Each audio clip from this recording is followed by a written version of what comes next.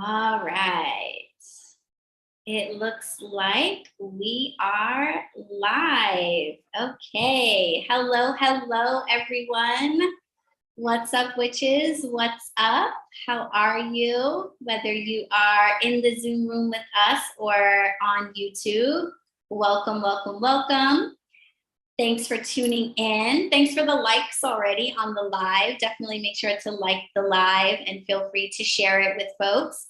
We are going to be chatting a little bit today about Reiki energy healing, something that I am really excited to talk about. I get really excited talking about it. So if you are new here, I am Alysha Kravetz, aka BronxWitch. I am a tarot reader, Reiki healer, and owner of the BronxWitch HeadQuarters, a witchy workshare space and conjure shop in the Bronx. And I have been a Reiki practitioner for about 2 or so years now, after getting my initial instruction from my teacher, Dr. Tom Capshew, who is going to be joining us today to talk a little bit about Reiki in case you are unfamiliar or if you have heard of it and just want to know a little bit more. And then we'll be telling you guys about some Reiki certification classes and workshops that are coming up here at HQ in September.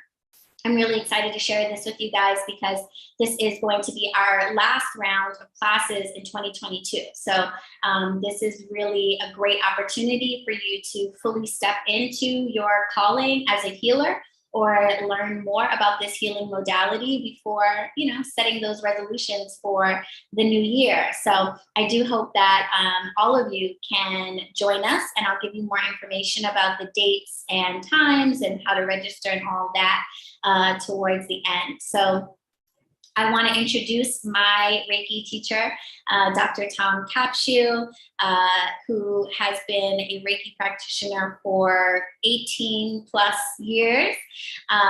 He has a BA in psychology, a law degree, and graduate degrees in social work.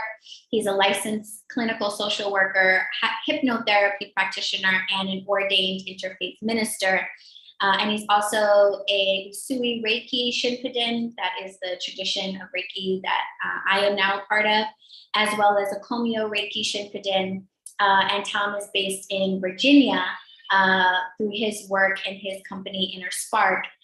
So it's really a blessing to have him come all the way to New York in order to offer these teachings and these classes. So really excited to have you with us, Tom. Welcome.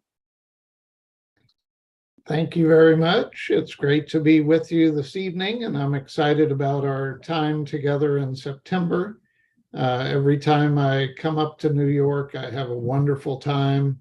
I used to live in New York and love the city and love the most of the people that I meet. Some people can be a little nasty, but you just walk on by and just look for that positive energy. So I'm excited to be here tonight and tell you a little bit more about Reiki, and maybe I like lots of questions. So hopefully there'll be a bunch of questions and I can be short on kind of the presentation and long on the interaction.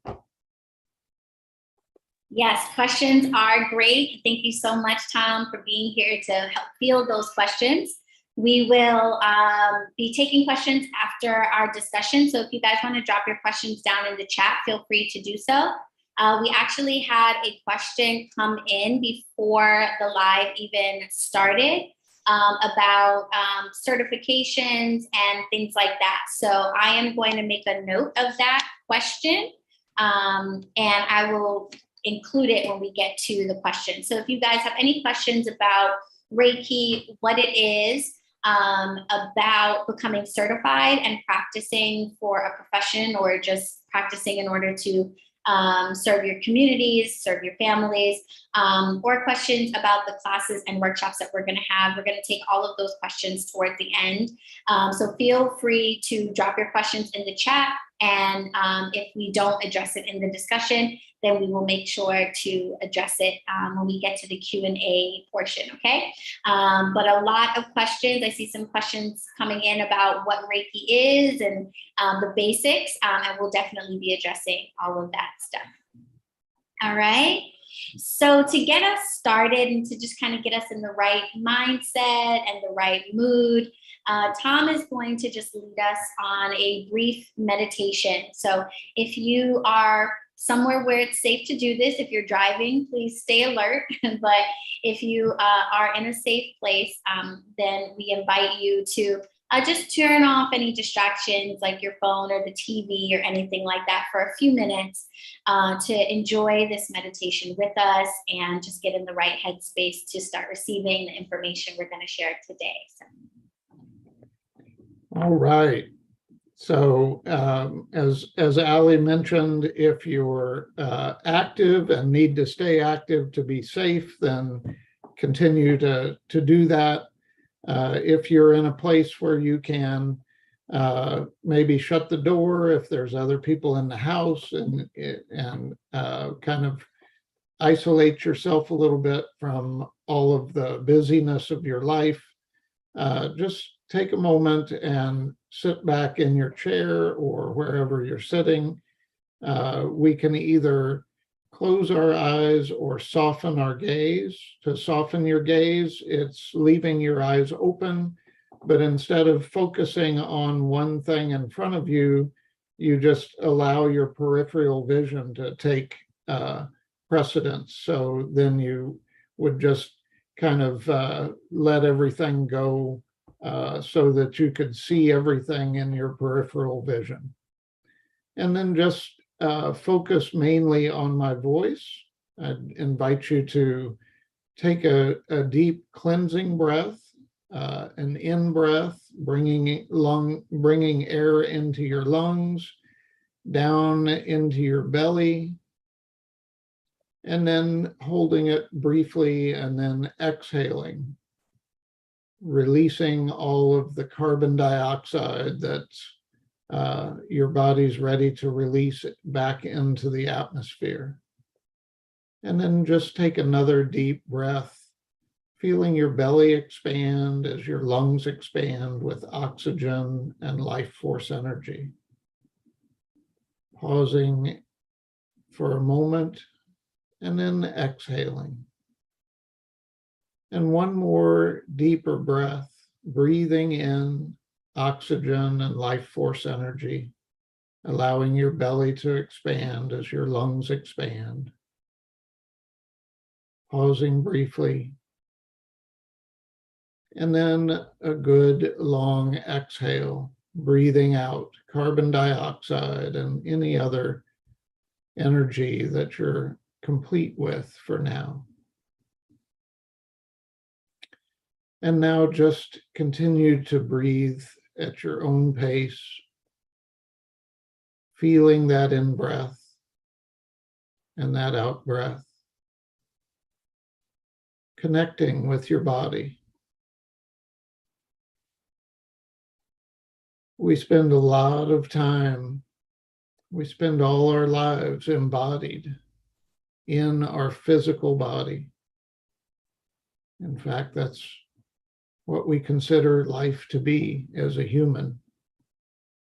But oftentimes we don't take a moment to appreciate all of the things that our body does for us, some of which are automatic. So I'd invite you to take a moment to reflect on the things that your body does without you even telling it. Starting with the conversion of your breath.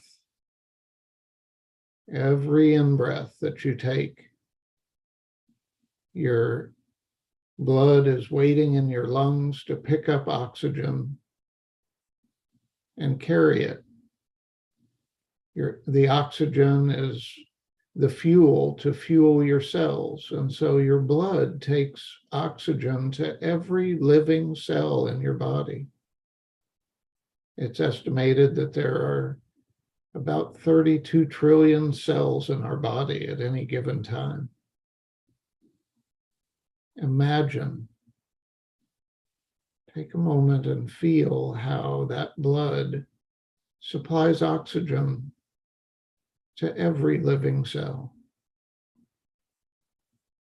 without you even requesting.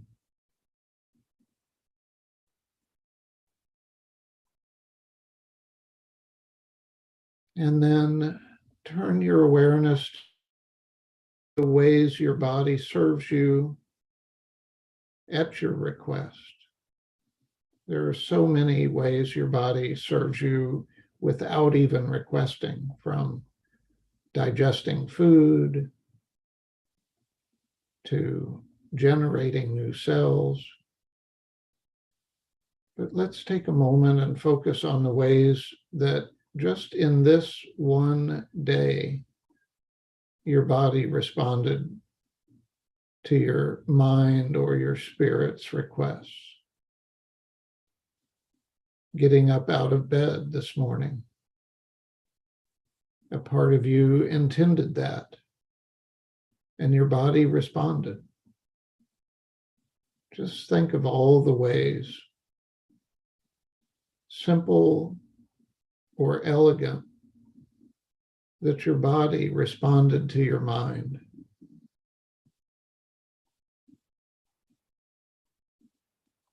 Whether it was eating breakfast or lunch or dinner, staying hydrated, showering, cleaning yourself, putting on clothes, walking, driving, riding a bicycle.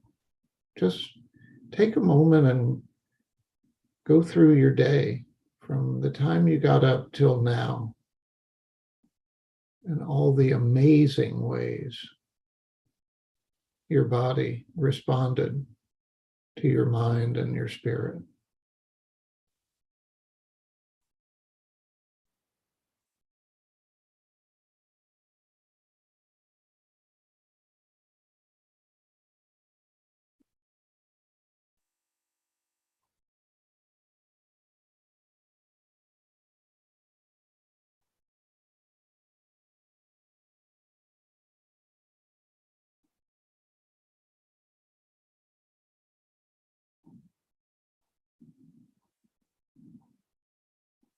And now let us turn to how spirit responds to you as well. Something that we often don't pay as much attention to, but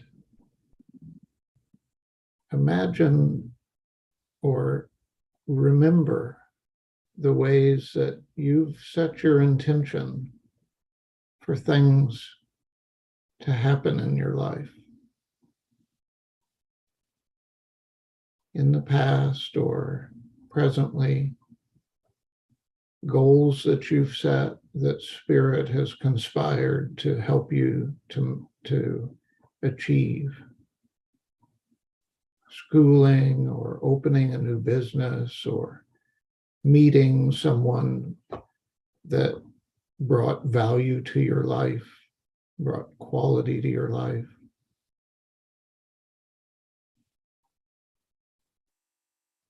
Those prayers that you've prayed, that spirit has answered. Your creator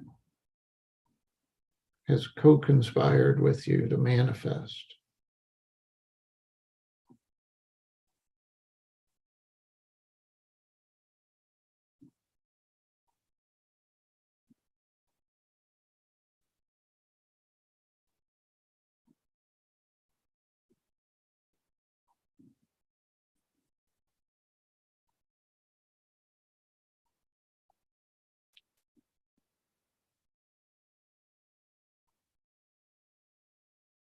And now as we come to the close of this meditation, I invite you to bring that gratitude that awareness,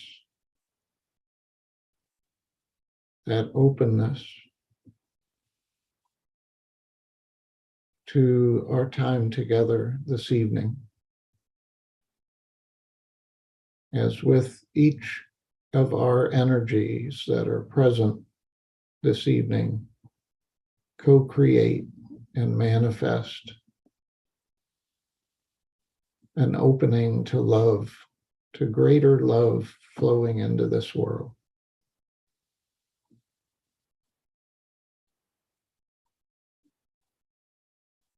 And when you're ready, bring your awareness back to the room, back to your body, back to your physical senses.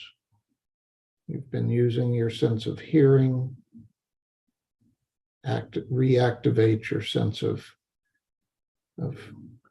smell and taste and touch and sight. And so it is.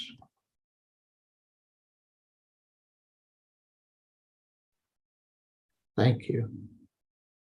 Thank you so much for that, Tom. Thank you, thank you, thank you. And thank you everyone for joining in with that meditation. That was really beautiful. I feel kind of spoiled because I had a Reiki session today, actually, that I gave to someone. So in addition to my morning meditation and my Reiki session, I've now had like 3 or 4 opportunities to meditate today. So I'm like winning. Winning all around. So thank you so much. If you guys enjoyed that meditation, please make sure to like this video or leave a comment in the chat. Let us know how that made you feel. And you can always come back to that and play it over for yourself. So that's really great. So we'll get now into the conversation that we wanted to have. If you guys tuned in last time that Tom and I went live together, we talked about the Reiki principles. And I wanted that to kind of be the basis for our conversations now and going into the future. Because what I have found is that even more, I would say, than the blessing of learning the technique of Reiki has been the principles. The Reiki principles and incorporating them into my life has really been huge. It's been life-changing for me. It's become something that I repeat to myself every day in my morning prayers and just throughout the day as I kind of check in with myself and try to center myself or focus myself, things like that. The last time we spoke, we talked about do not anger and how that can be kind of like a hard thing to wrap your head around in a world that has a lot going on that can make people justifiably angry. The idea of not being angry and that being a choice is something that it kind of takes, you know, some getting used to, I think. And I think that worry is similar because worry feels like one of those things that feels out of our control and like it's inevitable.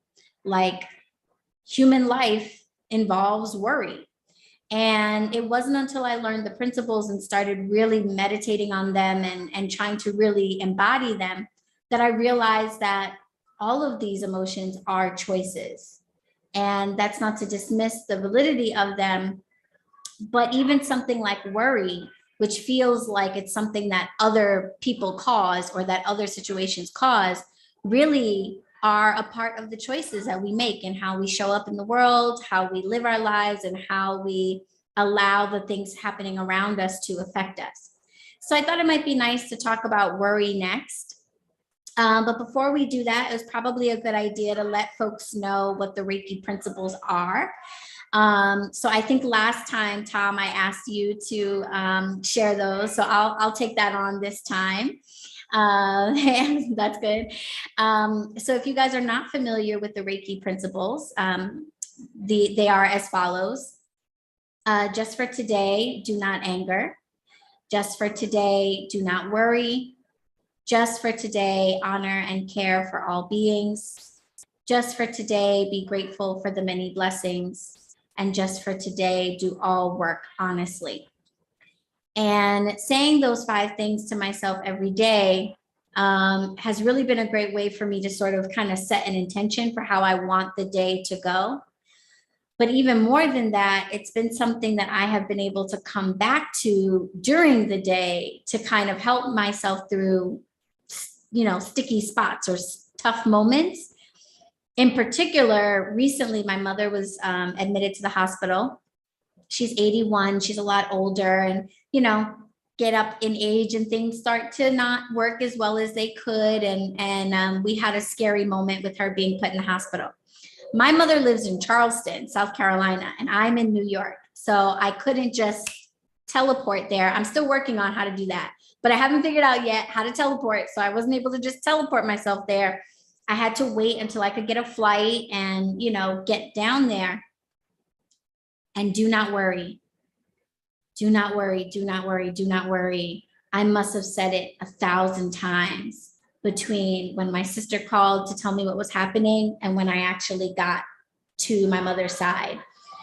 And it was do not worry that kept me calm, that kept me focused so that I could do all the other things that were more important and actually useful, because the worrying was not going to help me and was not going to be useful. But that doesn't mean that it's not going to happen, but reminding myself that I have the choice to not worry, to do other things and to not worry was huge for me. And I think that that whole process went way better than it would have if I had not learned the Reiki principles. And if do not worry hadn't become a part of my kind of everyday mantra. So that's how do not worry has really personally showed up for me and affected me in my life, like right now. And so I'm curious, Tom, what your experience has been with do not worry and incorporating that principle into your life. Well, for me, do not worry is really a reminder about the opposite of that, which is if I don't worry, what is my other choice? What's the opposite? And for me, the opposite is trust. If I'm not worrying, or let me put it differently, when I'm trusting, then I don't have any worries.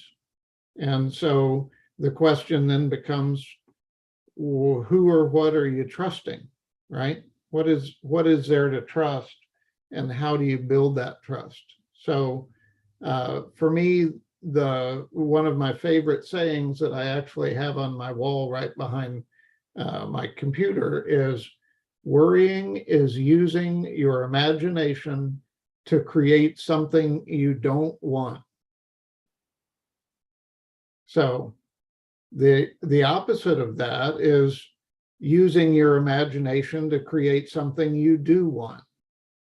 So worry is anticipating a negative future, and why not anticipate a positive future, right? But to anticipate a positive future, we have to decide, are we being cared for by something or someone, however you want to label it? Are we just alone and we've got to slog through life and figure it out and push as hard as we can and make everything work, and if we don't do it, nobody's going to do it?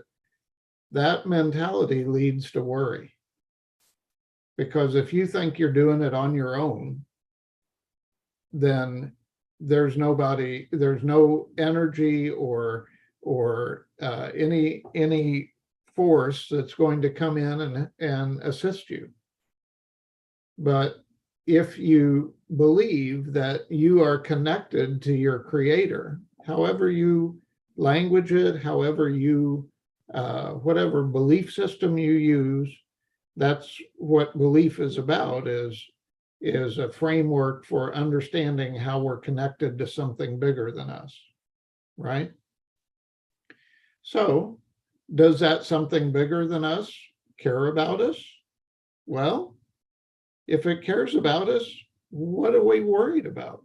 Because it's more powerful than we are, and it can start to bring in resources that we aren't even aware of.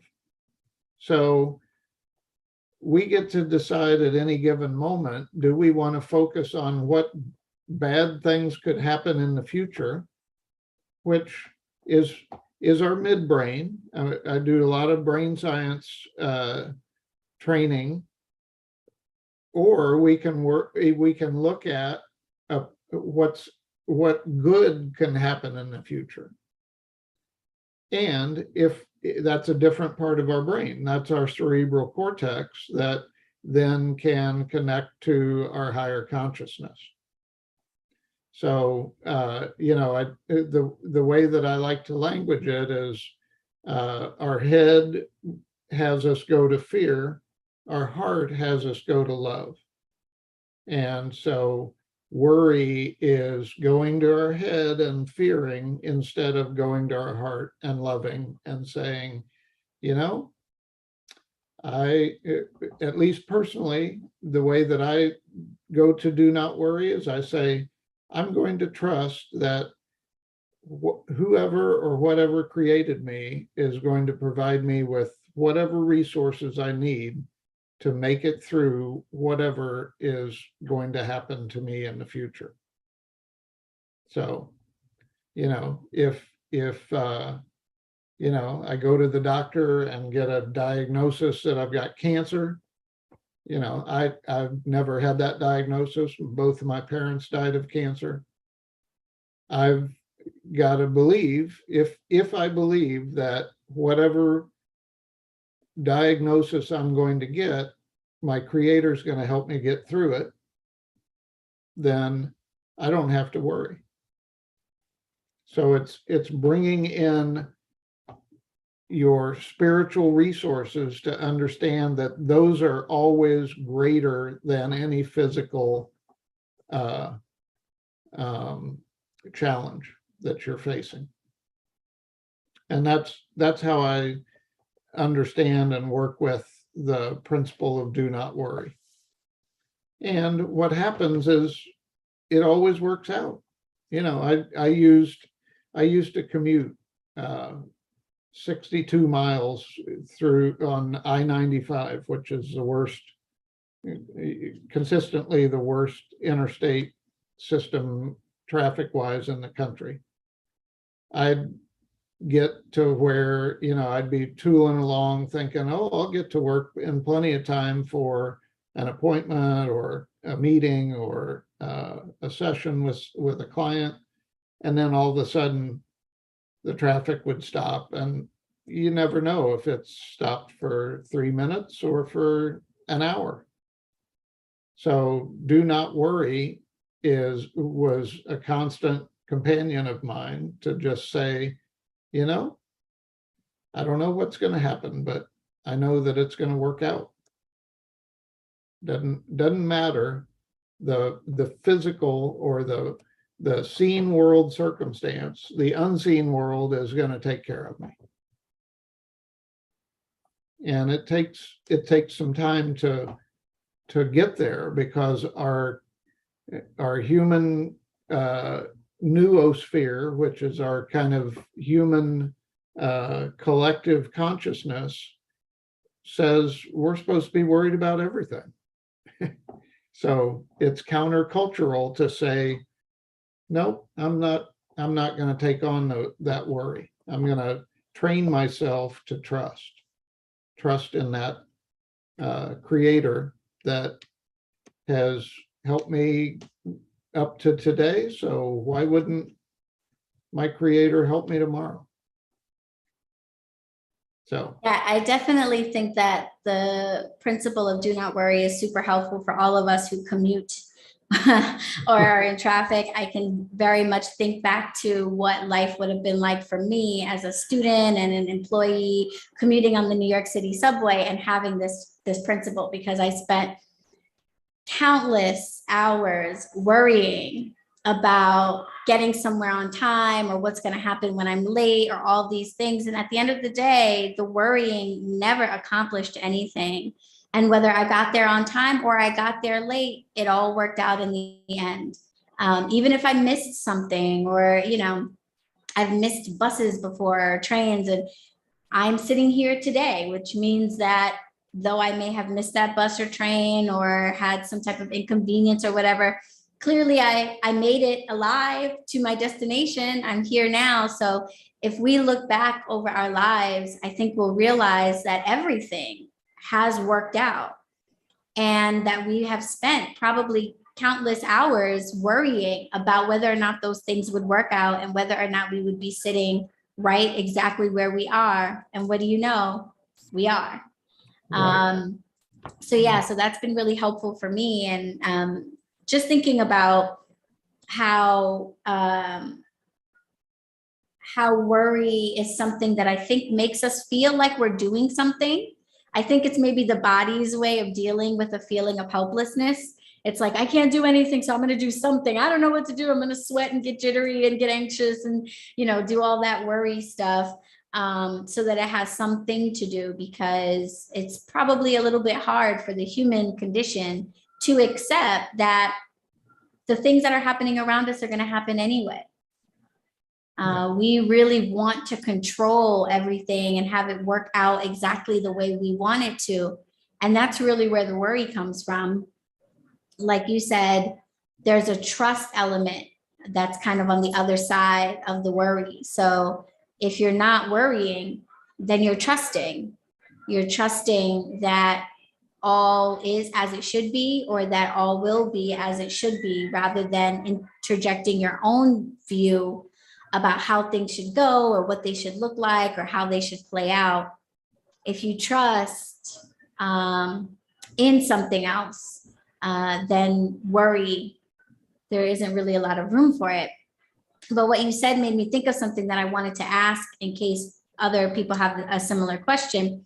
Because when you're talking about trusting in your creator or higher power, et cetera, I know for some people that starts to maybe feel religious to them. And I'm just wondering whether or not you think do not worry is a principle that's available to someone who maybe doesn't believe in a higher power, or doesn't believe that there is a creator, or think that there's anything outside of ourselves. Is Reiki kind of not available to somebody if they don't already kind of buy into the idea that there's something bigger than us? Well, Reiki isn't a religion. It isn't, it doesn't require that you believe in anything other than basically modern physics, which says that everything's energy. And, you know, physics focuses on the way that energy moves, and the way, and entropy, which is, you know, everything tends toward disorder.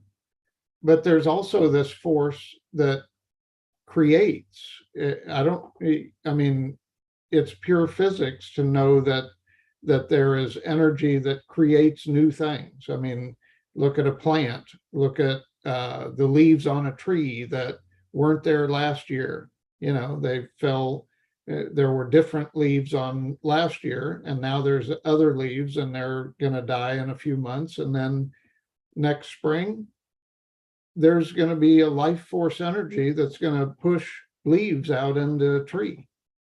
So if you don't believe that there's some sort of life force energy, then, you know, Reiki may not be available to you. But I mean, it's all around us. It happens all the time. You know, any kind of generativity, you know, if you're a parent, you've seen your child from when they came out of the womb grow bigger and bigger and develop, and, what is that energy? And that's the life force energy that Reiki channels, or that Reiki accesses to promote healing. So you cut yourself on the arm, and without, unless it gets infected, without you really doing anything, it heals. That's a fact. That's not a religion. That's not a belief. It's not that, certain group of people who believe in something, they heal and others don't. It's available to all of us. And that's the energy that Reiki accesses at all of the different energetic levels. Yeah, and that kind of makes me, thank you for answering that, because I was genuinely like not sure about that. And it kind of reminds me of a question that someone asked in the chat about, is Reiki similar to energy healing or laying on of hands in the Christian church and things like that? And my response was yes. And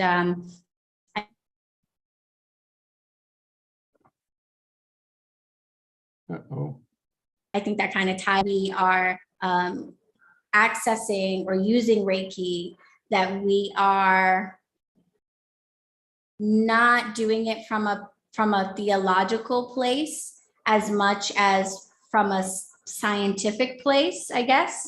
People have a lot of like feelings about words like that, but I guess what I'm trying to describe is a difference between a concept and something that already happens in our reality. So the concept to me are like the different deities that people give different names to, or that they associate different characteristics to. And what Reiki, energy healing, laying on of hands, any of these types of healing modalities is talking about is just that universal energy that powers everything, that is already very much scientifically established. Different religions or spiritualities may look at that energy and kind of give it different names or different understandings. But from a completely non-religious perspective, we know that life energy exists. We see it every day. We are it every day. We watch it happening every day. So we know that it's there. We just may not necessarily put a name to it or decide to worship it in a building or, set up an organization for it, but it's all there. So I think that's an important point for anybody who's tuning in, who is maybe non-religious or not interested in religion or anything like that. It's important to know that Reiki exists outside of any religion. It wasn't established within a religious context, but it also doesn't rely on principles that are religious principles, really. Right. Yeah. For the person that asked about, is it like laying on of hands? It is laying on of hands. I was raised in a fundamentalist Christian family and was studying to be a minister. And my understanding is that, Jesus was healing people with this life force energy. And his disciples said, wow, you're amazing. And he responded, well, this you will do and more. So it's not like he was saying, I'm the only one that can do this. He was saying, everybody's got this power if we access it. So, but what we've done with religion is we've made some of us have made it kind of an exclusive club, instead of saying, there are universal things that happen or are available to every single one of us. You don't have to believe in anything. You just have to connect to what's going on in the physical world and recognize that, if there's a power that heals and that grows things, you can access that. So, Yeah, Usui Reiki was developed by a guy named Mikao Usui about 100 years ago. And he was doing healing sessions in Japan using his energy and was depleted after doing the sessions. And so he went on a pilgrimage and had a Sartori, enlightened experience, and started teaching this method of healing that connects to the energy that's all around us to channel that for the highest and best good for the client. Yeah. I want to go ahead and start taking some of these questions because they're getting really good and they're very relevant to what we're talking about. Then at the end of the Q&A, I will give you guys all of the details on the Reiki workshops and classes that we're going to be having here at HQ from September 9th to September 11th. This will be our last round of Reiki classes in 2022. So definitely something to take advantage of. We'll be having a workshop Friday night and then full-length certification classes on Saturday and Sunday. So I'll give you all those details in a minute. I wanted to go ahead and start grabbing some of these questions just because we do have quite a bit, which is exciting. And I want to kind of start with some of Queen Libra's questions because she asked some fundamental questions. The first one that I don't think we've touched on just yet is, well, quickly I'll address this. She asked, what is Reiki and can it be done virtually? And we sort of talked about what Reiki is, and yes, it can be done virtually. It's called distance Reiki, and it's something that you learn to do when you become a level 2 practitioner. And I know that very well because I just became a level 2 practitioner. So I have been given the attunements and the symbols to send Reiki over space and time. And all of that was taught to me by Tom this spring. So yes, that is possible. But then the next question is, how do I know if I need Reiki? And I thought that might be a great one to ask you, Tom. How might somebody know that Reiki would be helpful for them? Okay, well, Reiki addresses any dysfunction or disruption in your energy system at any level. So I like to look at the way that we're organized as humans at 4 different levels: our physical, our emotional, our intellectual, and our spiritual levels. So Reiki addresses all 4 of those levels as needed with the client. So if you have some sort of physical ailment, it can help.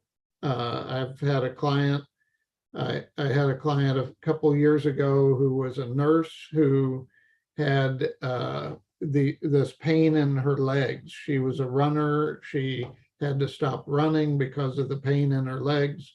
She went to neurologists and, orthopeds and everybody she could think of because she was a nurse in the medical model, and nothing worked. She did about 4 Reiki sessions with me and said, hey, my pain's gone. Thanks a lot. I'm starting to run again. So it can work on the physical level. It can work on the emotional level if there's, particularly if there's a pattern of emotional suffering or turmoil that you're engaged in. Say you're grieving the loss of a loved one, or you're angry at somebody and you can't seem to get over it. That's a good thing for a Reiki session. It works on the intellectual level. Again, if you're if you've got some negative thinking, say, you're thinking that you're never going to be successful, or, no one's attracted to you, or whatever negative thought keeps circling around in your head that limits you, it's good for clearing that out as well. And it works on the spiritual level as well. Okay, that kind of brings me beautifully into questions that folks are asking about distance, about being in person and things like that. So folks have asked a few questions that are kind of similar. Some of them are different. So I'm going to kind of consolidate in things. And the first thing I'm going to ask is about hands-on versus hands-off, because someone asked whether or not they can receive Reiki energy without being touched, if they would prefer not to be touched by that practitioner. And then other folks are asking about whether or not it can be sent over space and time and distance, which kind of relates to why you can give Reiki without touching. So maybe you can address the concern about being touched by the practitioner. Okay, so I'm a psychotherapist and I do trauma work. So I know about how people can be traumatized around touch, and how important it is to honor their wishes on touch or non-touch. When I teach people to give Reiki to a client, the first question I have them ask is whether the client asks the client whether they prefer hands-on or hands-off. So typical Reiki session is on a massage table. The client will lay face up with their clothes on, and the practitioner will get permission to touch them, or they'll be hands-off.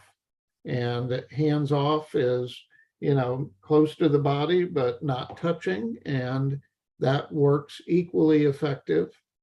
I do know from the work that I do with trauma is that often touch can help heal those wounds, those traumas that you've experienced, because loving touch can override the violative touch that you may have received. But that's completely up to the client with each session.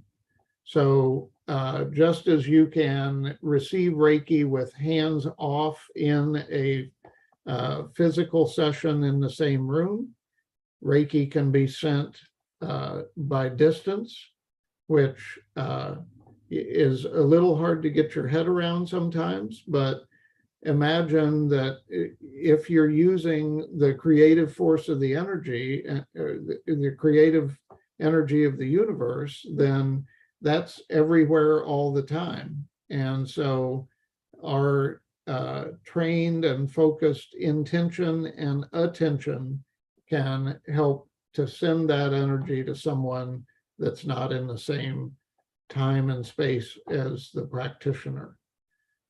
If you've never had a Reiki session, I'd suggest you start with a in-person session, either hands-on or hands-off, so you can feel what that energy feels like, and then you'll be more able to recognize it if you do a distance session.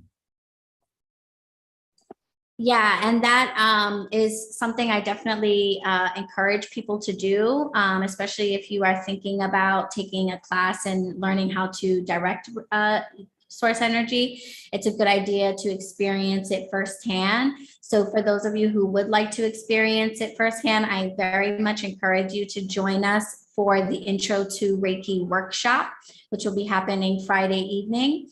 The workshop is an hour and a half long, and Tom will spend the first half of it teaching you more about Reiki, its history, the practice, giving you an idea of what certification class is like if you plan on joining. And then the second half of the workshop is actually Tom going around and giving everybody short Reiki sessions. So this is a great opportunity. The workshop is totally free.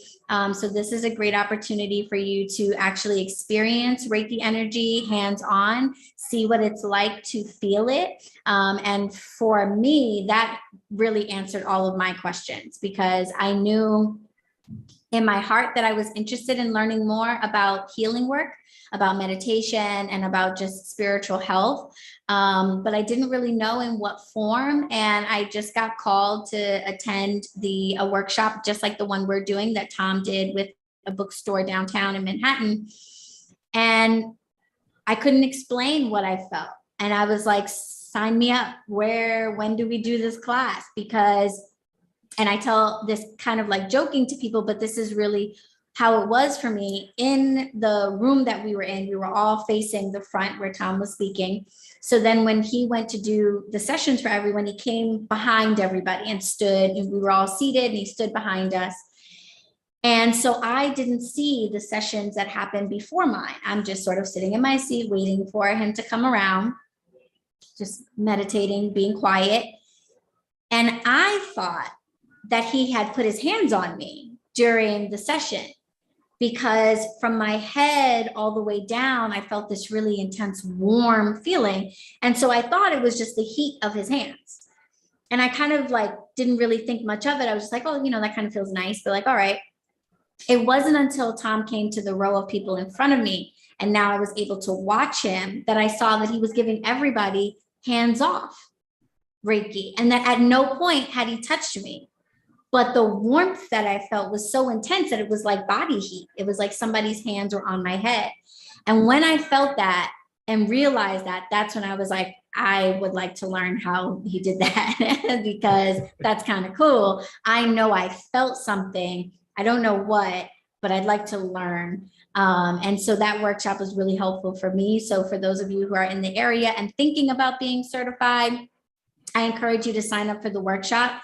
We are closing registrations for the classes on September 5th, but we will reopen them briefly during the workshop so people who attend can sign up for the class. So don't worry if you decide to just register for the workshop now and decide then if you'd like to take the class, that's fine. But that is an opportunity that won't be made available to others. It'll just be an option for folks who do come to the workshop. You will be given the option to register for class. So if you're not sure, you don't want to go and register for class until you've come for the workshop, that is totally fine. You will still be allowed to register for the class. And if you're really excited about Reiki and want to experience it before then Allie is an amazing healer. And just schedule a session with her and you'll be sold, because she does a great job. Part of my work as a Shinpiden, as the teacher, is to receive from my students, and she's amazing. Thank you. Thank you so much. I think there are a few Coven members and folks in the chat who may have had Reiki sessions with me. So if any of you are here, please do share your experiences in the chat with everyone else, and let them know what it was like for you to receive Reiki energy. It might be, that might be the thing that helps someone to decide if it's right for them. Definitely share your experiences. So thank you.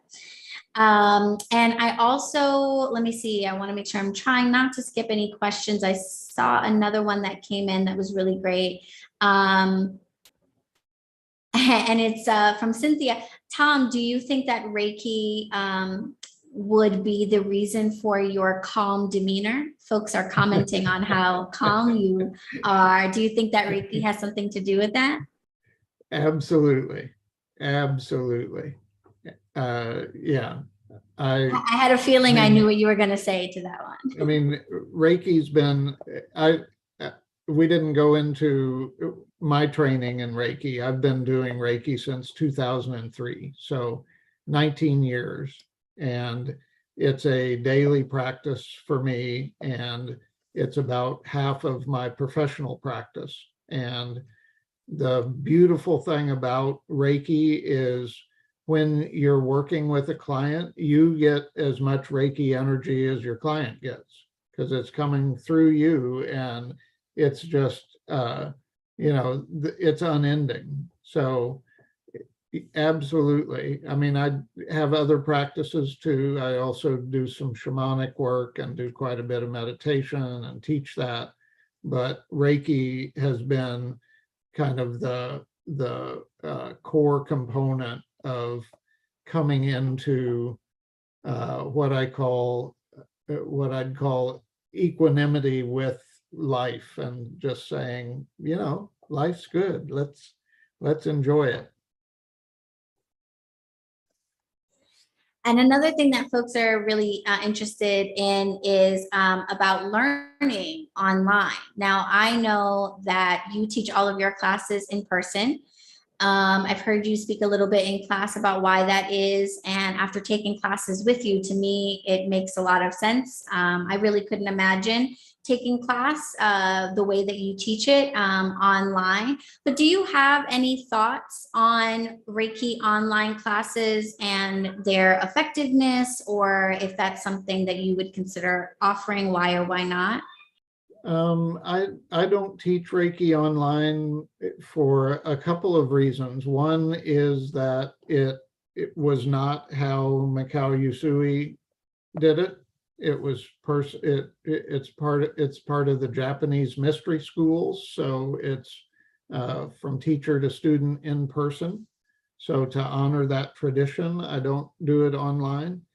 And the other main reason is because it's easier for people to just kind of be half present when they're doing something online rather than fully present. It's hard to be in the same room with somebody and, kind of check out and not really be there.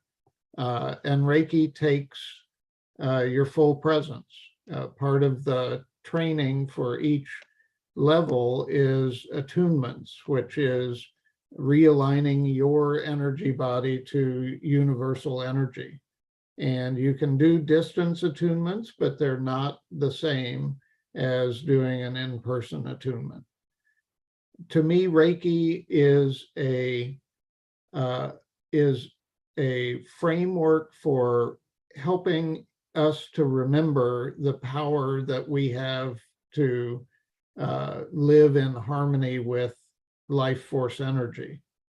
If you can learn online and remember that you have this ability in your body, good. I mean, that, I'm not saying that you can't become an amazing Reiki practitioner by unless you do it in person, but being in person helps you to shift the limitations in your brain about how to access and bring this energy into the world. And for those of you that have seen me before, to me, Reiki energy is the energy of love. It's the energy, it's the universal energy. It's what created us. It's what makes us thrive. We need more and more of it in the world. Yeah, I agree. And, just speaking from my own personal experience, taking the class, like I think back to my level 1 class a couple years ago now, but in my level 1 class, I don't know if you remember, Tom, but the gentleman that I was paired up with had some back issues, some physical back pain, and you were able to show me where to put my hands and how to apply pressure to that area in conjunction with the Reiki that I was sending. And it was a brief moment that we addressed. It wasn't a part of the whole class, but if I hadn't been there in person, actually giving a Reiki session to someone and having a physical person to work with and to direct me, I wouldn't have learned that. So I do think in-person classes are really helpful, but in-person is not necessary for directing Reiki. And I want to thank Betty. Betty is in the comments. Betty got a distance Reiki session from me, and she shared her experience. She said it was fantastic. I really felt very relaxed and a release of built up energy that I needed to let go. I loved it. So in-person classes are something that I really have enjoyed. And if I could go back and do it again, I wouldn't do it online. That's not to say that it's not possible, like Tom said, but being attuned in person and having someone right there to show me where to put my hands, where to walk, even Tom gave us tips for how to, bend our knees over the table so we don't blow out our backs, after 3-4 sessions in a row. So these types of little things that really make it possible to practice really come from a teacher to their student. So I definitely encourage you guys to get in-person training with the Shinpiden if you can. if you have that access. That actually brings me to the question that someone dropped in the chat before the live started about the hands-on thing. And their question was, do you need to be like a licensed massage therapist or anything like that to give somebody hands-on Reiki? No, there's no state in the country where you have to have a license to practice Reiki. It's a great ancillary for people who are licensed massage therapists. I teach a lot of massage therapists to give Reiki. In fact, that's where I started my Reiki teaching, at a massage school. But you can do hands-on Reiki in any state in the country with the consent of your client. And it's not considered, a licensed practice at all. Very good to know. I was curious about that too when I was opening this business. So I spoke with my, business team, my business attorneys and stuff like that to double check on what permits and things like that I might need. And they were able to confirm for me that in the state of New York, you do not need a license of any kind to practice Reiki. However, different wellness spaces that offer space for Reiki practitioners might ask that you be certified or have some type of education before they either hire you or rent space out to you for you to work. And something I've learned as a small business owner, it's a good idea for those of you who are thinking about becoming Reiki practitioners to get a simple insurance plan for yourself. It's called an errors and omissions insurance policy. They usually run somewhere between 20 and 40 bucks a month, so not very expensive.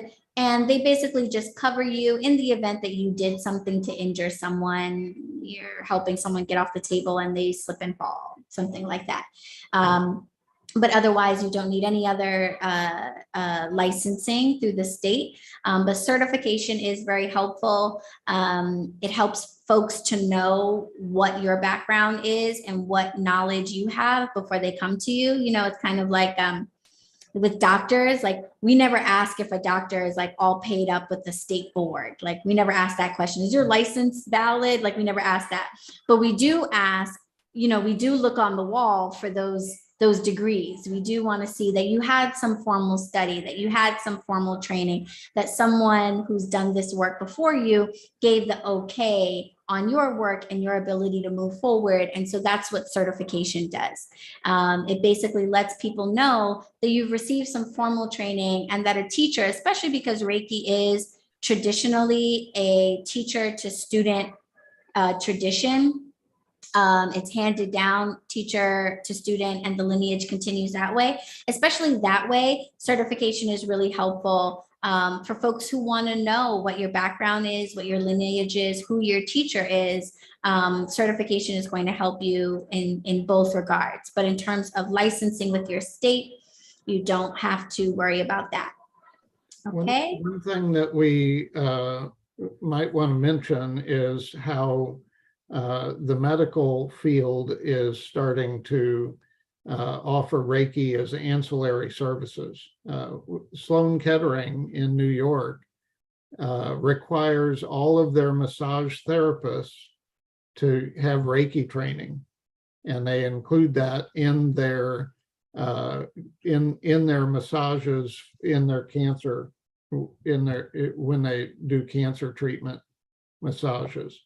And a lot of hospitals around the country now are offering Reiki, particularly for cancer clients or cancer patients, to help them ease some of the pain. So if they're offering it in the hospital, there's some recognition from a medical standpoint that something's effective. Yeah, I want to highlight that because I think that's like kind of a really big deal. Like Memorial Sloan Kettering is like considered one of the premier cancer, not just hospitals, but research institutes in the country. They are at the forefront of cancer technology. And for them to say that our massage therapists need to know Reiki is huge, I think, for anyone who wonders whether or not energy healing is a valid form of healing, whether or not it can actually address legitimate physical illnesses and problems.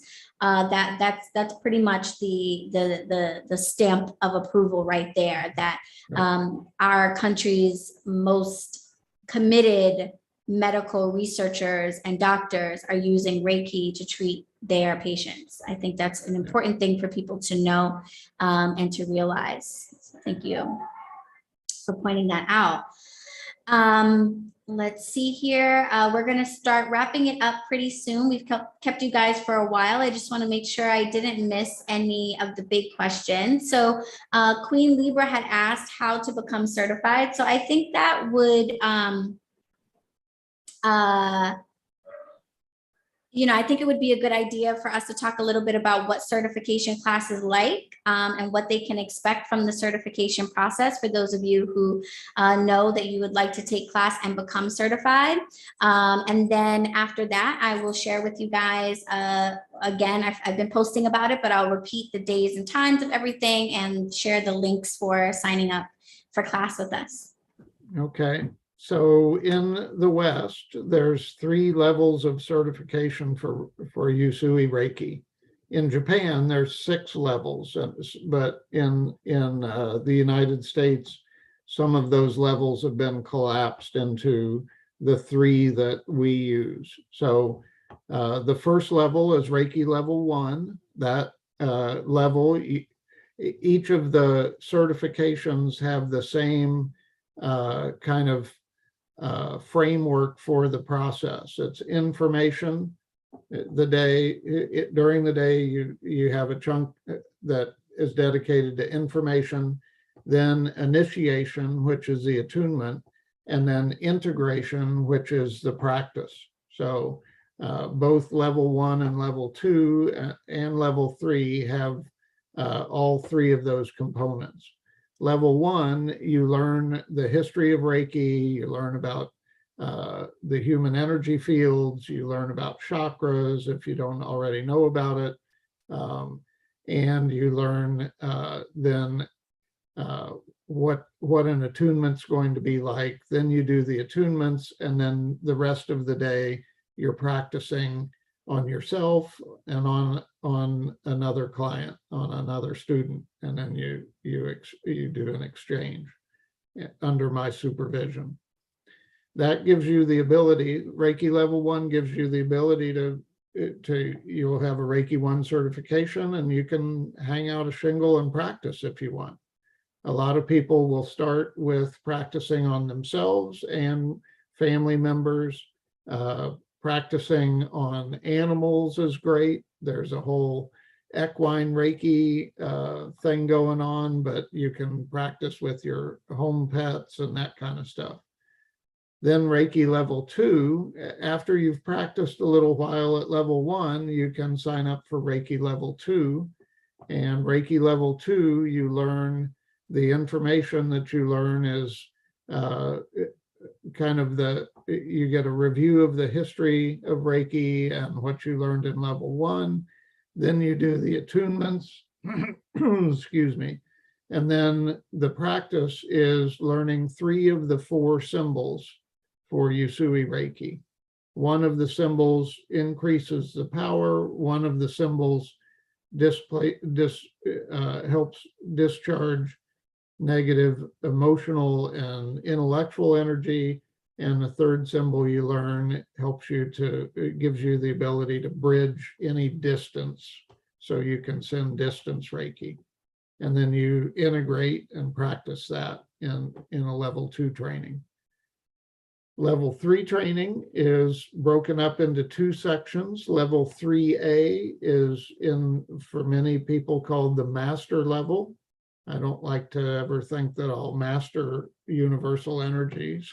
But in the West, we like that term. So you learn the 4th symbol out of the 4 symbols. So then you have all 4 symbols, and you further develop your ability to practice.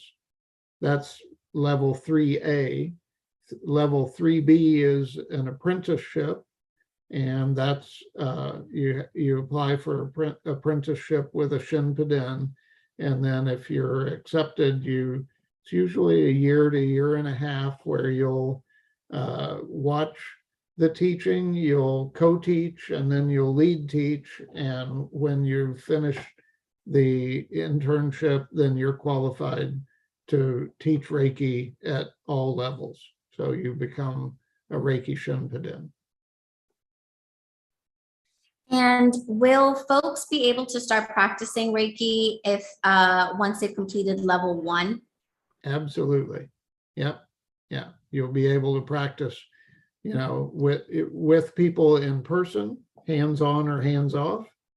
And, I have found that practicing Reiki on myself has been the best thing that's probably ever happened to me as far as self-growth and spirituality.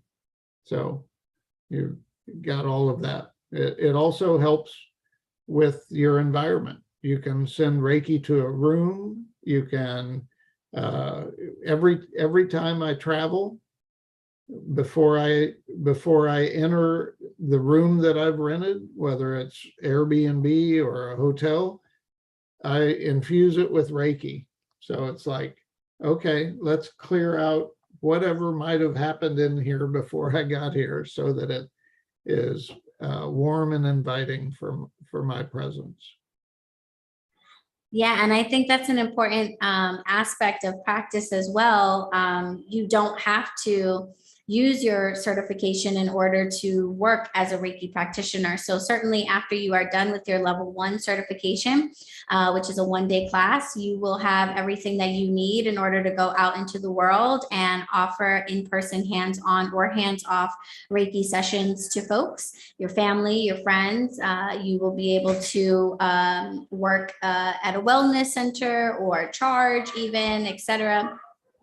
But you don't have to. You can take the first level class just to learn to send Reiki to yourself and to use it for your own personal healing, for yourself, for your family, etc. So certainly your level 1 certification will be enough for you to seek employment or create employment for yourself. But you don't have to do it as a job. It can be something that you learn just to have. I feel like it's kind of like first aid. It's one of those things that it's just good to know. Like, I don't think anybody ever learned first aid and got to the end of their lives and was like, darn, I'm so annoyed that I learned that first aid. It's just something that could come in handy at any time. You have a personal pain, ache, blockage that needs to be cleared. You have a family member or friend. I was giving Reiki to my mom when I went down to be with her after her hospitalization. She loves that. So it can come in handy. You wouldn't even believe how handy it can be.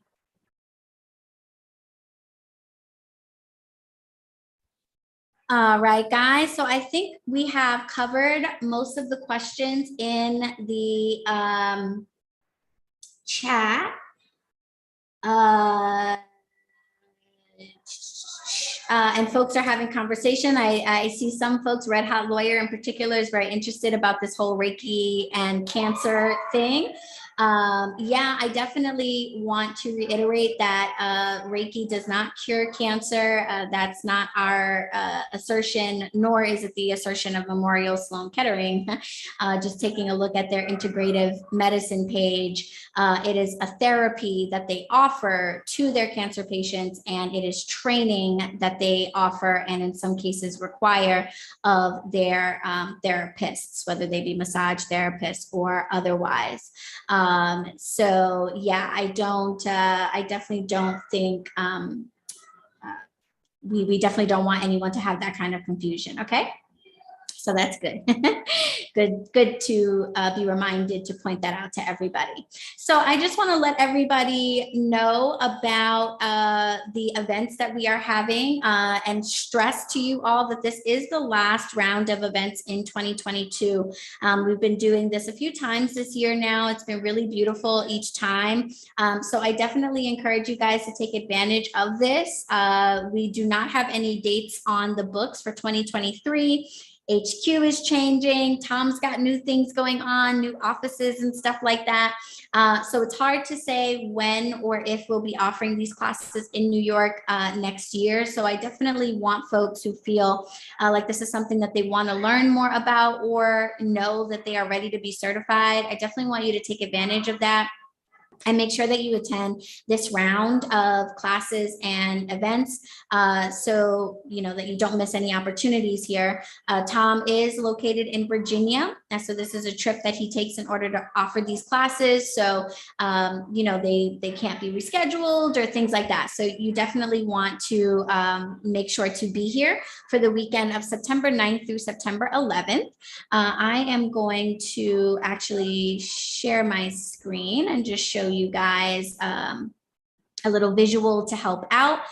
So if you can see that, you'll see for Reiki 2022, we have one last round of workshops and classes happening September 9th through the 11th, starting with our Intro to Reiki workshop.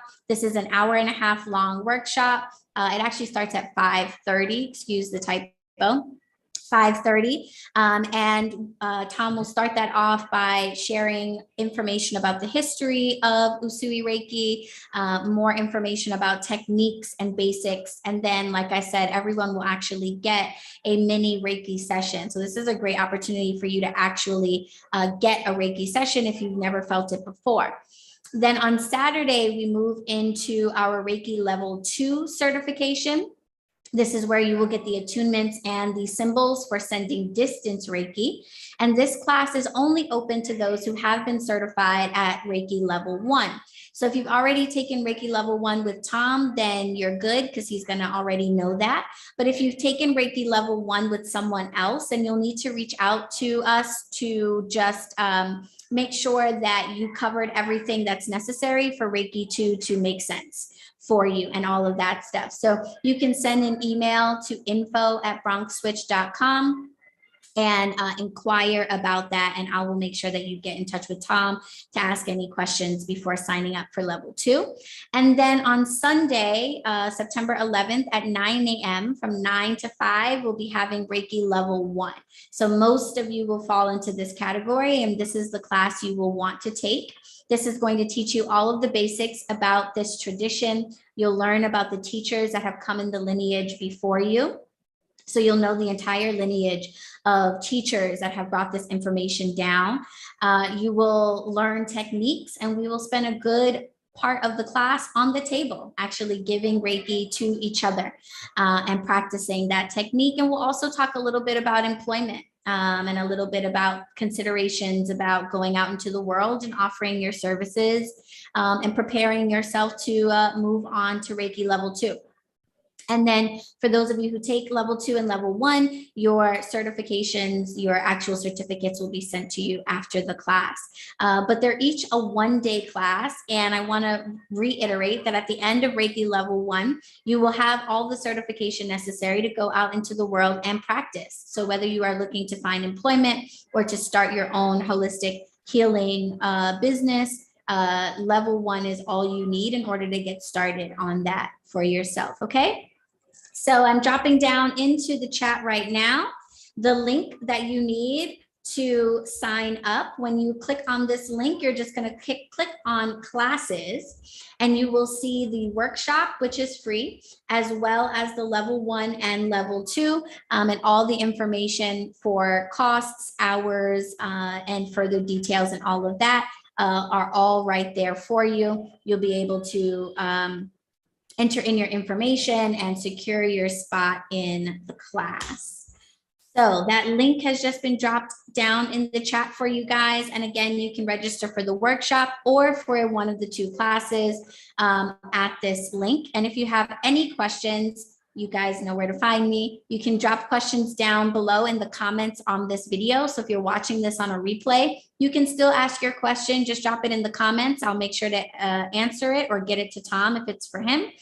And if you have questions, I'm just providing the email address here at HQ. Any questions about the class, about registering, things of that nature. You don't need to bring anything, maybe a pen. In the class, you will be given your manual that Tom has created. the whole binder and all of that. So maybe just a pen and a snack for your lunch break, and you'll be good to go. All right. So I want to yeah, mention that the Reiki 1 certification on 9/11 is intentional. That I've done several Reiki trainings on 9/11, and it's my response to what happened several years ago. So it's my statement of, you treat us like that, we're just going to bring more love into the world. That's right. I think that especially as a New Yorker, being here in New York, to spend the day learning and channeling and receiving Reiki energy on a day like that, I think is really amazing. That weekend is also a full moon and the start of Mercury retrograde, guys. So if you're astrological, it's a pretty powerful weekend to be joining us. So I definitely hope that all of you will decide to join us this weekend, or the weekend, September 9th through the 11th. I want to remind everybody that registration ends on September 5th. So if you are thinking about this, definitely reach out by email with any questions, or rewatch this live, or drop your comments down below, but definitely get your questions answered prior to September 5th so that you can register and not miss out on these rounds of workshops and classes. Okay. So thank you guys so much. Thank you, Lupe. Thank you guys for being here. And I want to thank you, Tom, so much for being my teacher, for being such a special person in my life, and for offering these trainings to the folks here in New York City, even though you are so far away. Thank you for making the time to come here and offer this to us. Thank you. Thank you for all of your energy that you put into it. Absolutely. All right, guys, thanks so much. Again, any comments on the replay or questions on the replay, just drop them in the comments. I'll definitely get back to you. You're going to want to go to the link that I dropped in the chat to register. If you're watching this afterwards or don't see the chat, then you can simply go to bronxwitch.com and visit the events page. You'll be able to see the whole calendar of events and classes that we're having here and the links to sign up for all of them. And all right. Thanks to everyone for joining us. Yes, thank you so much, guys. I really appreciate all of you. I'm going to send you all off into the night with lots of love and light. And thanks for being here. Blessed be.